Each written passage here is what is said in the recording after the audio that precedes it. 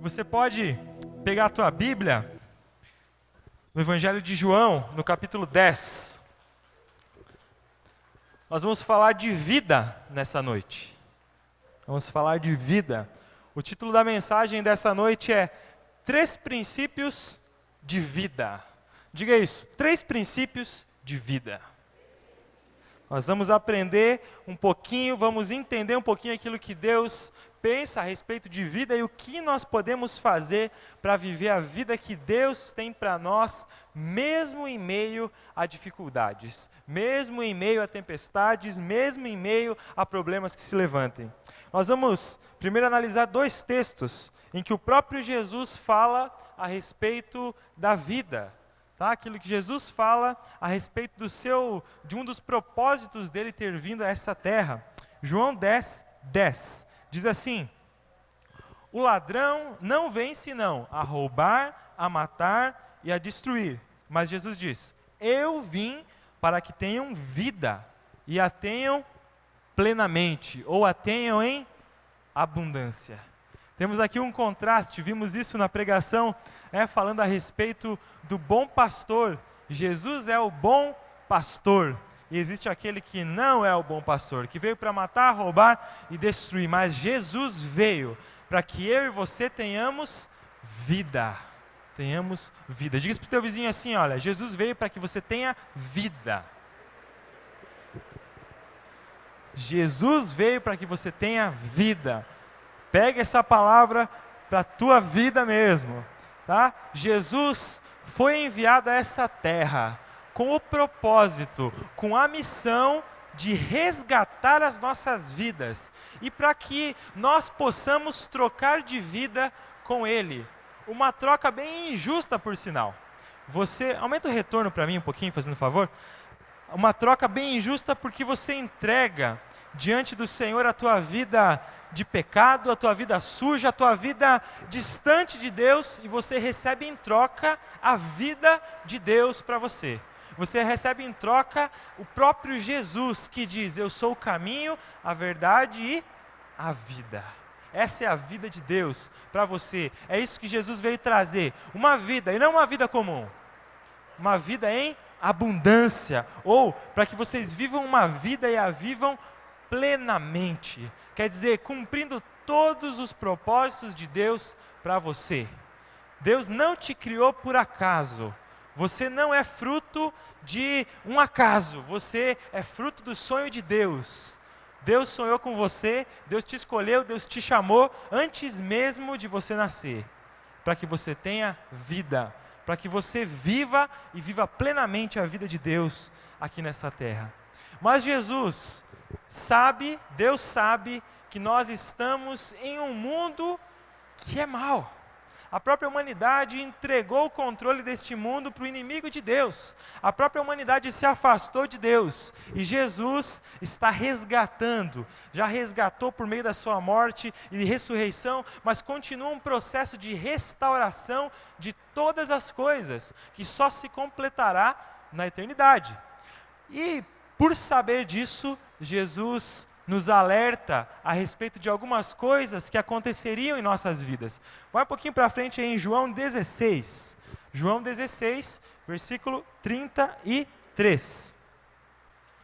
Jesus primeiro disse que ele veio trazer vida e uma vida em abundância, e agora ele vai falar a respeito daquilo que pode acontecer e vai acontecer na nossa vida aqui na terra. Jesus diz assim: tenho-vos dito isto para que em mim tenhais paz. No mundo tereis... Vou ler nessa tradução aqui que está aqui mais fácil. Eu lhes disse essas coisas para que em mim vocês tenham paz. Neste mundo vocês terão aflições. Contudo, tenham bom ânimo, ou tenham ânimo. Eu venci o mundo. Jesus disse: olha, eu vou falar uma coisa para vocês, para que vocês tenham paz, para que vocês mantenham o seu coração em paz, para que vocês tenham ânimo, para que vocês renovem a sua esperança. E diz assim: neste mundo vocês terão aflições. ou neste mundo vocês passarão por aflições, neste mundo acontecerão coisas ruins, neste mundo haverão momentos de tribulação, neste mundo haverão momentos de dificuldades, mas ele diz, tende bom ânimo, ou se animem, mantenham o seu ânimo em Deus, porque ele diz, eu venci o mundo, eu venci o mundo. Nós não estamos falando de qualquer um aqui, nós estamos falando de Jesus que é o vencedor. Ele venceu no meu lugar e no teu lugar. Ele diz, olha, vocês vão passar por algumas coisas. Sim, mas ele já dá o veredito. Ele já dá o final. Ele já dá algo para que nós possamos nos agarrar com unhas e dentes e dizer, olha, eu vou ter bom ânimo. Por quê? Porque Jesus venceu no meu lugar. Amém? Diga, Jesus venceu no meu lugar. E hoje eu posso ter vida. E vida em abundância. Amém? É isso que ele tem para te dizer. Nós vamos falar a respeito de 3 princípios de vida, para que você consiga viver essa vida de Deus, mesmo passando por esses momentos de aflição, mesmo passando por momentos de dificuldade na sua vida, você pode vencer, você pode seguir em frente, você pode continuar. Abre tua Bíblia. Lá em Romanos, na carta que Paulo escreveu lá aos Romanos, capítulo 12. Romanos, capítulo 12, no versículo 12. Neste versículo aqui, o apóstolo Paulo vai nos mostrar 3 princípios fantásticos. Princípios que têm norteado a minha vida nos últimos tempos e que podem te ajudar muito, muito, a enfrentar a tua vida com ânimo, com vigor, com certeza da vitória. Paulo, que passou por tremendas e grandes aflições e dificuldades na sua vida, nos deixa 3 dicas, 3 princípios valiosíssimos para que nós possamos vencer as nossas dificuldades. Sabe, Paulo sabia muito bem do que ele estava falando. Paulo tem um momento que ele escreve lá, olha, eu naufraguei não sei quantas vezes, levei tantos açoites nessa ocasião, outra vez eu fui tido como morto, outra vez me apedrejaram, outra vez me bateram, outra vez me prenderam. Paulo escreveu grande parte das suas cartas de dentro da cadeia, quer dizer, Paulo sabia do que ele estava falando. Paulo sabia aquilo que Jesus já tinha dito, olha, neste mundo vocês terão e passarão por aflições, mas Paulo também sabia o restante do que Jesus disse. Tenham bom ânimo, porque eu venci o mundo. Olha o que Paulo escreve aqui para nós, diz assim, alegrem-se na esperança, sejam pacientes na tribulação e perseverem na oração. 3 princípios de vida para mim e para você. Diz assim, vou ler de novo. Alegrem-se na esperança, sejam pacientes na tribulação e perseverem na oração. Vamos falar a respeito deles e vamos começar com o primeiro. Diz assim, alegrem-se na esperança. Essa última música que nós cantamos aqui, que diz, olha, Hosana, que fala a respeito do grande dia em que nós nos encontraremos com o Senhor Jesus. O grande dia que marca o começo de uma eternidade ao lado do Senhor. É a nossa grande esperança. É a nossa grande fonte de ânimo. Sabe, por mais que as coisas estejam difíceis e complicadas, e sejam por grandes e pequenos momentos na nossa vida difíceis e complicadas, nós temos algo precioso para nos agarrar. Nós temos a certeza da nossa salvação. Nós temos a certeza do nosso futuro, nós temos a certeza de onde nós vamos passar a eternidade. Você tem certeza disso? Eu tenho. E eu posso me agarrar, e você pode se agarrar nessa esperança. Porque Jesus conquistou para nós o direito de nos tornarmos filhos de Deus. E como filhos de Deus, passaremos a viver eternamente junto com Ele. Nós estamos falando de esperança. E se nós olharmos no dicionário, a palavra esperança significa o ato de esperar. O ato de esperar por um bem que muito se deseja. Quando a gente vê essa palavra na nossa língua, em português, a palavra esperança, a gente lembra, né? A esperança é a última que morre. A gente pensa, olha, lá, longe, a esperança. Sabe, quando a gente olha a palavra esperança em português, ela dá a ideia de existe um talvez no meio. Você não tem muita certeza. É aquela ideia assim do brasileiro não desiste nunca, né? Sou brasileiro, não desisto nunca. É aquela ideia, olha, quando tudo falhar, ainda tem uma pequena esperança. Essa esperança no nosso cotidiano, a palavra esperança, ela carrega muitas dúvidas em si. Concorda comigo? Não é assim? Parece um talvez, a esperança está distante. Mas eu fui pesquisar, e no contexto aqui original da palavra esperança, o contexto que eles usavam constantemente na época, o conceito de esperança é bem diferente. O conceito de esperança para Paulo, o que ele estava escrevendo aqui é o seguinte, olha, a esperança significa algo que é certo, mas que simplesmente ainda não aconteceu. Deixa eu falar de novo para você. Esperança é algo que é certo. Quer dizer, não tem dúvida, não tem talvez, não tem se. Não, é algo que é certo, mas que ainda não se realizou, que ainda não aconteceu. No contexto, Paulo falava especificamente da nossa maior esperança, que é a nossa eternidade, a nossa vida eterna ao lado do Senhor. Mas nós podemos muito bem aplicar isso nas promessas diversas que o Senhor Jesus nos deixou. Nós podemos aplicar isso no nosso dia a dia, nós podemos aplicar essa certeza, algo que é certo, mas que simplesmente ainda não se realizou, mas vai acontecer.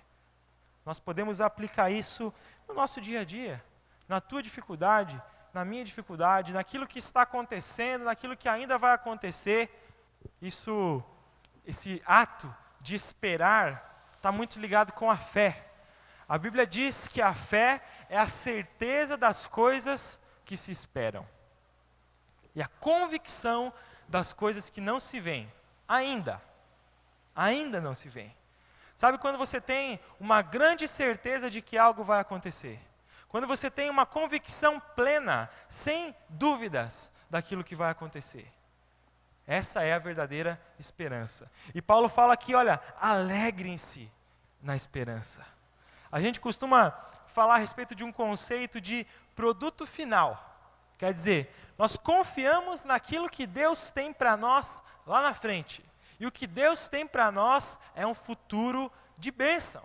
E o que Deus tem para nós é alegria, apesar das situações, apesar das dificuldades. Sabe, o ser humano, ele tem há muitos altos e baixos, ele tem a tendência de simplesmente se alegrar quando as coisas estão muito bem e de se entristecer quando as coisas estão mal. E nós temos o direito de ficar tristes. A Bíblia diz que o choro pode durar uma noite. A Bíblia fala muitas vezes a respeito de tristeza, mas diz também que a alegria vem pela manhã. Diz também que nós podemos confiar. Diz também que nós podemos ter a certeza daquilo que Deus tem para nós. Você sabe o que Deus te prometeu? Você sabe o que Deus tem para você? Você sabe quem você é em Deus? Nós devemos nos alegrar com isso. Eu gostaria que você não simplesmente se alegrasse nas coisas, nas circunstâncias que estão ao seu redor. Está tudo bem para mim, então eu posso me alegrar. Mas que você possa fazer como Paulo, alegrar-se na esperança. Sabe, na esperança de viver uma vida eterna com Deus e na esperança daquilo que ainda você não venceu, mas vai vencer. Naquilo que você ainda não conquistou, mas vai conquistar. Naquilo que ainda não surgiu, mas vai surgir. Amém? Esse é o conceito, essa é a ideia. Nós podemos nos agarrar nas promessas de Deus para nós. Sabe, em Deus nós temos o perdão dos nossos pecados. Em Deus, em Jesus, nós somos justificados diante de Deus. Nós temos promessas de amor.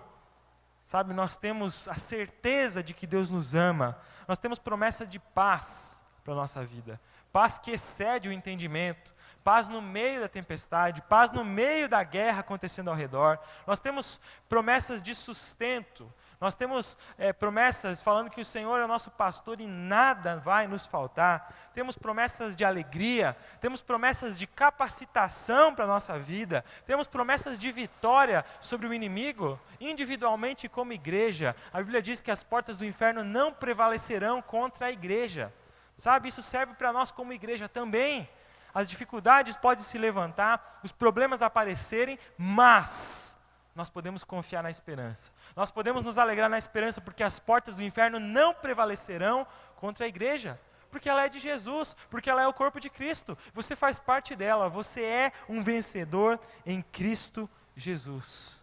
O Senhor Jesus, o Senhor Deus, também nos fala que nós podemos ter nele refrigério. Jesus disse, olha, vinde a mim, vós que estáis cansados e sobrecarregados, e eu vos aliviarei, eu vos darei descanso. Por muitas e muitas vezes Deus se apresenta como um alto refúgio. Sabe, um refúgio, quando parece que está tudo te perseguindo, quando parece que está tudo errado, você tem um refúgio, você tem para onde correr. Sabe, você não precisa correr de Deus, você precisa correr para Deus. Quando a gente está passando por algumas situações difíceis, muitas vezes a tendência é correr de Deus, é querer se afastar, mas Deus diz, olha, não corra de mim, corra para mim,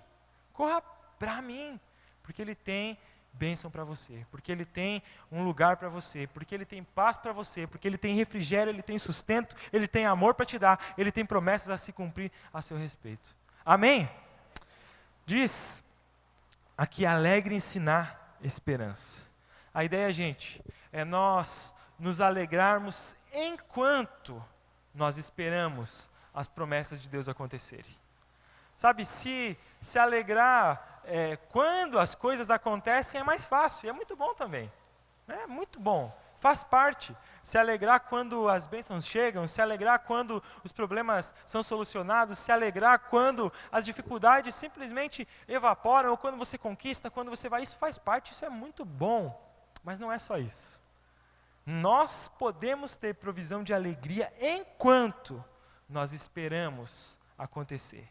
Enquanto ainda a coisa está difícil, enquanto está no ainda não, quer dizer, eu confio, é certo que vai acontecer, mas ainda não aconteceu. Salmo 31 diz assim, eu confio, eu sei que os meus tempos estão em tuas mãos. Quer dizer, eu vou esperar o tempo de Deus, eu vou esperar quando Deus quiser, para que isso aconteça. E cada vez que eu orar para o Senhor, eu vou falar, Senhor, está tudo nas tuas mãos. E cada vez que você orar, colocar a tua dificuldade, e cada vez que você pensar nela, você vai dizer, Senhor, está nas tuas mãos. Eu confio e sei que os meus tempos estão em tuas mãos. Em Eclesiastes 3 diz que existe um tempo determinado para todas as coisas. Deus sabe o que é melhor para você, o que é melhor para mim. Deus conhece o futuro. Deus tem promessas para você que vão se cumprir, mas existe algo que fica no meio. E esse algo é chamado tempo. Esse algo é chamado tempo. E existe, gente, uma diferença bem grande entre o nosso tempo e o tempo de Deus. A Bíblia até separa em duas palavras, né, o conceito de tempo para o ser humano, o momento do ser humano, o tempo, né, minutos, segundos, minutos, horas, dias, meses, anos, séculos. Isso é tempo humano, tempo cronos. Por isso que é o tempo cronológico, vem dessa palavra grega cronos, tá? É o tempo do ser humano. Mas existe um tempo diferente, um tempo que é de Deus, e uma palavra chamada kairos. Quer dizer, o momento de Deus, o tempo de Deus. Deus não está sujeito ao tempo. Deus não vive os dias como nós vivemos. A Bíblia diz que um ano para o Senhor é como, um dia para o Senhor é como 1000 anos, e 1000 anos como um dia. Quer dizer, o Senhor não está sujeito ao tempo e ao espaço. Deus não está sujeito às nossas leis e às nossas regras. O Senhor está muito acima disso. O que eu quero dizer com isso? Que o Senhor do tempo, aquele que criou o céu e a terra, e aquele que criou, tá, esse tempo do ser humano, que depois nós separamos em minutos, segundos e tudo mais, sabe qual é o tempo para você e sabe qual é o tempo para mim. Se eu e você ficarmos amarrados, ficarmos colocando todas as nossas emoções no fator tempo, quer dizer, por que ainda não aconteceu? Por que está demorando tanto? Por que parece que não acontece? Por que para o outro já aconteceu e para mim ainda não? Por quê? Por quê? Por quê? O tempo está passando, o tempo está correndo. Eu vou te dizer, Deus não está sujeito ao nosso tempo. Mas você pode transformar cada segundo, cada minuto, cada hora, cada dia da tua vida em um tempo que não seja só seu, mas um tempo também de Deus. Entregando a tua vida para Ele, que é o Senhor do tempo, que é o Senhor de tudo isso. Amém? Entenderam a mensagem? Você tem que se entregar a Deus, que é o Senhor do tempo. Não querer que tudo aconteça na hora que você quer. Porque não somos nós que mandamos. Desista de mandar. A gente gosta de mandar. A gente gosta de determinar. Eu quero que aconteça hoje. Eu quero que aconteça amanhã. Mas Deus sabe o que é melhor. E sabe quando é melhor para mim e para você. Amém? E enquanto nós esperamos, existem duas formas da gente esperar. Duas formas. Ou nós esperamos tristes, ou nós esperamos alegres. A espera vai ser a mesma e pode até piorar quando você escolhe se entristecer, quando você escolhe se afastar daquilo que Deus tem para você. E aí surge uma pergunta: como eu posso me alegrar se ainda não aconteceu? Como eu posso me alegrar se o tempo ainda não chegou? Como eu posso me alegrar se aquilo que eu espero tanto ainda não aconteceu? Eu te respondo com uma outra pergunta: como você pode se entristecer se você tem a convicção de que vai acontecer? Como eu posso me entristecer? Se eu tenho a convicção, se eu tenho a certeza, se eu tenho a esperança, que não é talvez, eu tenho a esperança convicta de que vai acontecer. Amém? Pegue isso para a tua vida. Como eu posso me entristecer? Eu vou me alegrar em Deus. Eu vou viver os dias diante do Senhor. Você pode viver isso, e isso é fé. A certeza das coisas que se esperam e a convicção das coisas que você não vê ainda. Você tem coisa que está esperando?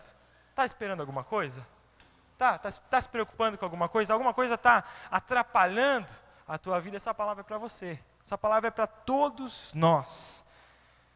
Coloque tudo isso diante do Senhor. Espere nele. Descanse em Deus. Ele sabe o que e quando fazer na tua vida. Ele sabe qual é o tempo certo. O importante é o seguinte: a tua alegria, a minha alegria não precisa estar condicionada às coisas que acontecem. Não precisa estar condicionada à solução dos problemas, à ausência de problemas, a simplesmente, facilmente superar todos os obstáculos que se apresentam na tua vida.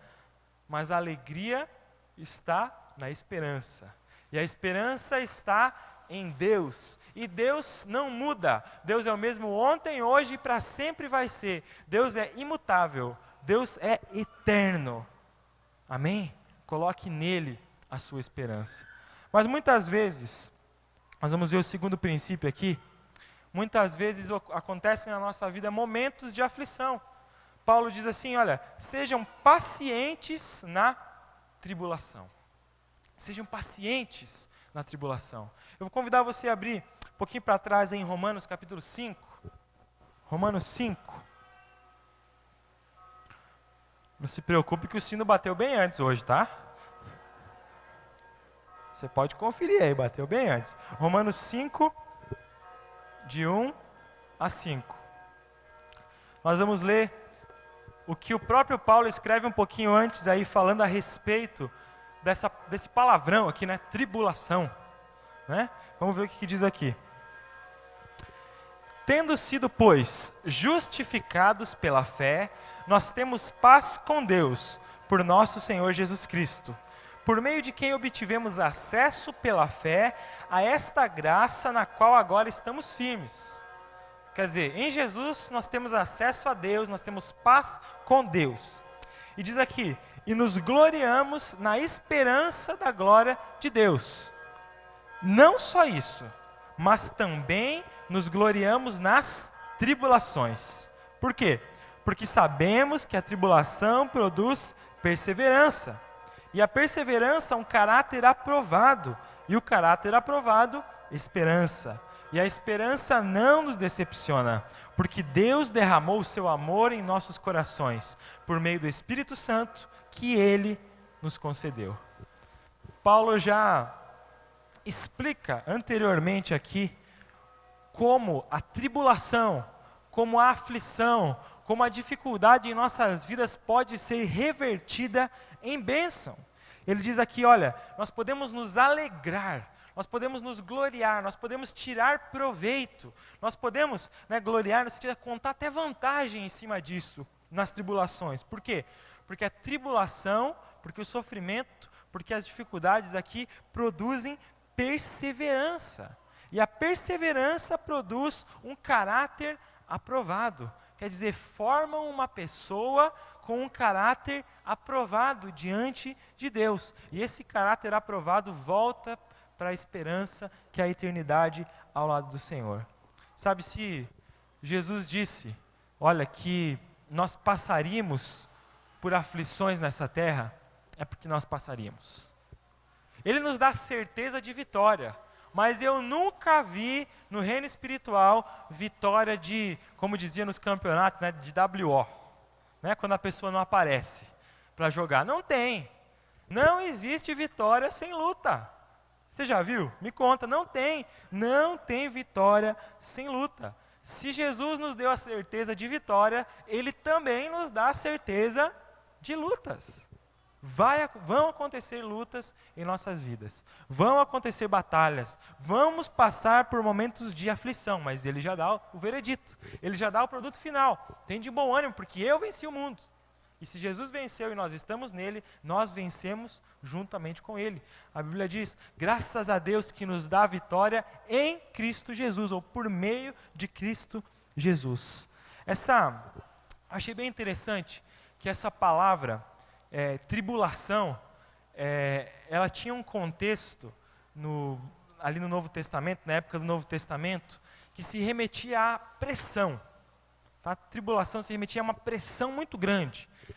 Eles usavam essa palavra quando se espremia uvas e azeitonas para tirar o suco.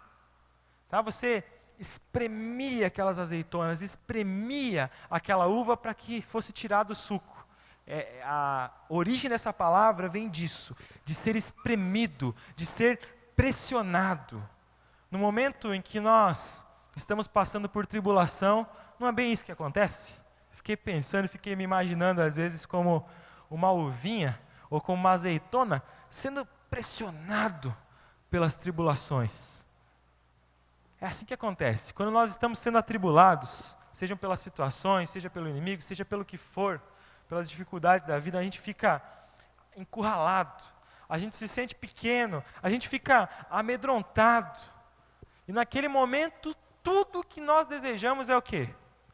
Que o sofrimento acabe, que aquela situação passe, que esse momento passe. A gente vai, eu queria pular 1 ano, 1 semana, 2 anos, 5 anos no tempo para que isso possa se acabar de vez. Porque nós estamos sendo espremidos, porque está saindo, estamos sendo pressionados pela situação. Mas Jesus já tinha dito, nós haveríamos de passar por tribulações. Mas o que Paulo fala? Sejam pacientes na tribulação. E aqui que está o desafio para a nossa vida. Aqui que está o grande segredo. Quando este apertamento estiver acontecendo, essa pressão estiver acontecendo na tua vida, é possível que você tenha paciência. E essa palavra paciência se refere à perseverança. Tenha calma, mas não é aquela paciência paradinha, não, eu tenho perseverança, eu tenho confiança em Deus. Se refere a uma disposição de continuar lutando. Se refere a não desistir. Se refere a uma habilidade de permanecer firme, mesmo debaixo de grandes pressões. É isso que Paulo fala, que a tribulação, ela vai produzir perseverança, e a perseverança vai produzir um caráter aprovado. Sabe, alguém que tem um caráter aprovado não se abala por qualquer coisa. Tem que vir uma grande pressão para começar a abalar. Por quê? Porque está sendo aprovado, porque tem um caráter que está chegando mais perto de Deus, porque está caminhando para Deus. Você precisa e eu preciso dessa habilidade de permanecer firme, mesmo no meio das dificuldades. Nós precisamos disso. Isso é perseverança, isso é paciência. Sejam pacientes no meio da tribulação. E essa paciência, ela não vai vir da nossa natureza humana. Ela não vai vir. A nossa natureza humana é imediatista. Ela quer tudo na hora, quer tudo do seu jeito, quer tudo do jeito que ela determina, do jeito que ela fala. Muitas vezes quer mandar em Deus. Agora vai acontecer isso. Desse jeito, eu quero assim, eu quero assado. Sabe, nós precisamos ter perseverança. Nós precisamos ter paciência e confiança de que Deus sabe o que é melhor para nós. E essa paciência, essa perseverança vai nos levar para mais perto do Senhor. E você vai ser aprovado. E não vai ser qualquer coisinha que vai te pressionar. E não vai ser qualquer coisinha que vai tirar você do sério. E não vai ser qualquer pessoa que vai conseguir te abalar, ou qualquer circunstância, ou qualquer coisa que aconteça ao seu redor. Sabe, Deus tem um plano para você. E Deus quer te trabalhar. Nós vamos começar a usar neste ano um conceito muito especial falando a respeito de uma escalada de crescimento espiritual. Quando nós conhecemos a Jesus, é como se nós dessemos o primeiro passo nessa escalada. E é um certo morro grande que nós temos que escalar, uma certa montanha que nós temos que escalar e crescer. Mas quando nós somos pacientes no meio da tribulação, quando tudo está ruim, mas eu escolho olhar para Jesus em vez de olhar para os problemas, em vez de olhar para as situações, eu subo um degrau, e eu vou indo, e eu vou indo, e eu vou indo, e eu vou chegando mais perto daquilo que Deus tem para mim. Amém? Você quer isso para a tua vida? Você quer ter um caráter aprovado? Você quer ter perseverança? Você quer ter paciência, mesmo no meio da tribulação? Confie no Senhor, esteja perto dEle, entregue tua vida para Ele, olhe para Ele, é nele que você vai conseguir. Amém? E para terminar, Paulo nos dá uma outra dica fantástica, diz assim, olha, perseverem na oração. Perseverem na oração. Quando nós estamos passando por momentos de dificuldades, talvez a primeira coisa que é colocada em xeque é a nossa fé em Deus. Por outras pessoas, por você mesmo, pelo diabo que lança na tua mente, olha, você não é filho de Deus? Você não confia nele? Você não é filho de Deus? Por que está acontecendo isso com você? Por que essa dificuldade está te pegando? Por quê? Por quê? Você não é o bambambam aí, filho de Deus? E aí você precisa dizer, sim, eu sou, sim, eu confio, e sim, eu vou continuar em comunhão com o meu Deus. E aqui entra perseverar na oração. Parece bastante contraditório nós falarmos de oração, porque nós já sabemos que Deus sabe todas as coisas. Nós sabemos que Deus sabe o futuro, nós sabemos que Deus sabe o que vai acontecer, o que não vai acontecer, nós sabemos que Deus está nos conduzindo em um processo, e aí vem a pergunta, para que orar? Se Deus já sabe o futuro? Para que orar? Se Deus já sabe, já conhece aquilo que vai acontecer lá na frente. Mas aí que está a grande contradição, porque Deus gosta de confundir realmente a nossa cabeça, para a gente entender que nós não somos senhores da razão, mas que Ele é Deus.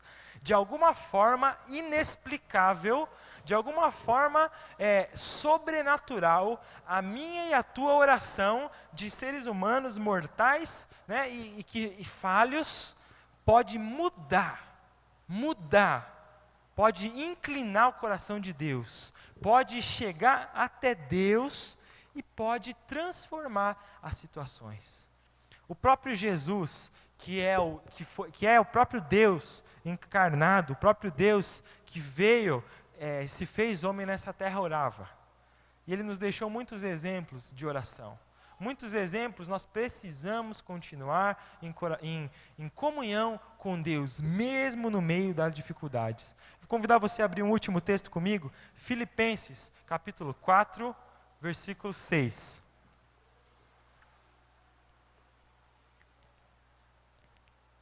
Filipenses, capítulo 4, versículo 6. Diz assim, Não andem. Opa, vou esperar vocês pegarem, que é bom, né?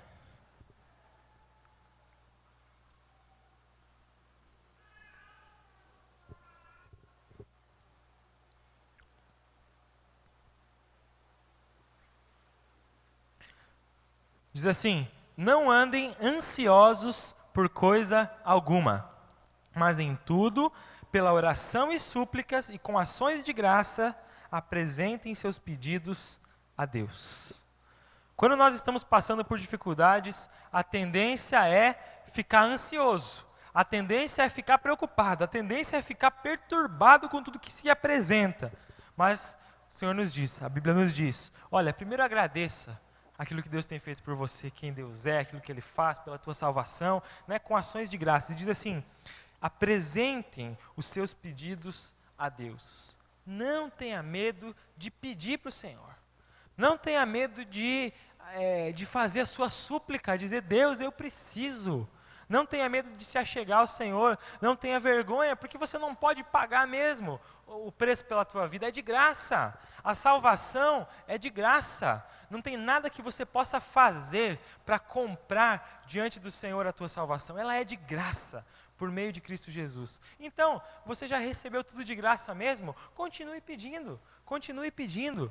Sabe, os filhos não têm, pelo menos não deveriam ter, vergonha ou nenhum problema em pedir as coisas aos seus pais. E os pais têm prazer naquilo que podem de agradar, de fazer o bem para os seus filhos.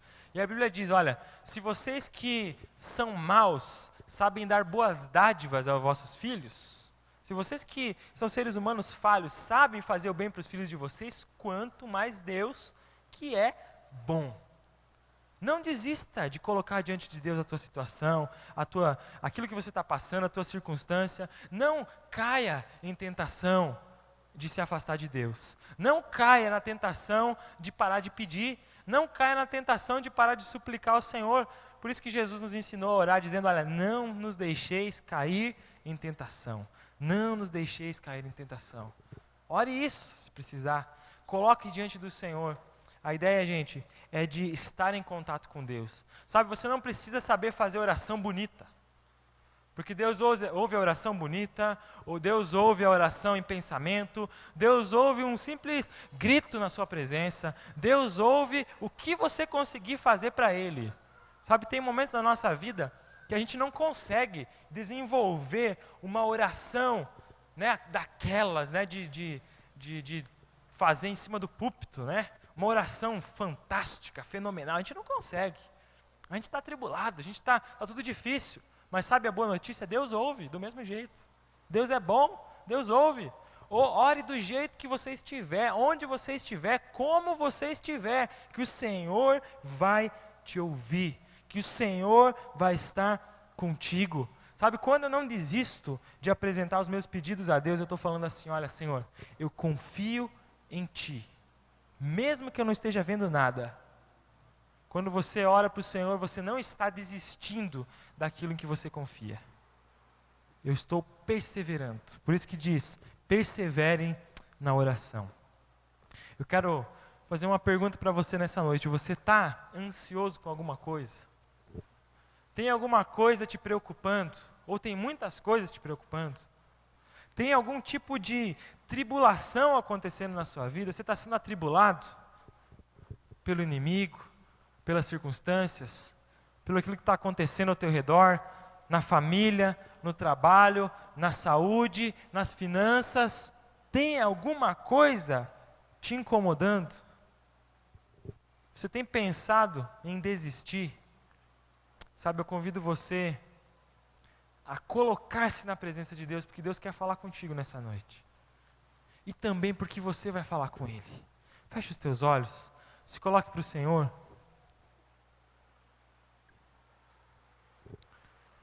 Você tem enfrentado batalhas na tua vida? Você tem enfrentado situações que têm sugado as tuas forças, que tem feito você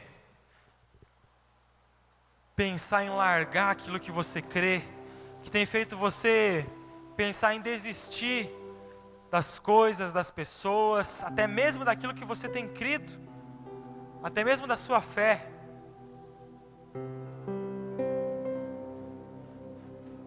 Eu quero dizer uma palavra de Deus para a tua vida. Há esperança para você. Tem solução para você. Sabe, o nosso Deus é o Deus do impossível. Se você pensa que a causa está perdida, apresente ao Senhor. Ele é um Deus tão poderoso e tão grande, que mesmo um mundo inteiro perdido, mesmo milhões e milhões e milhões e bilhões de pessoas afastadas dele, Ele enviou o Senhor Jesus para dizer que há esperança para você, para dizer que tem solução, para dizer que ainda não acabou, para dizer, olha, você tem onde se agarrar, você tem onde se segurar.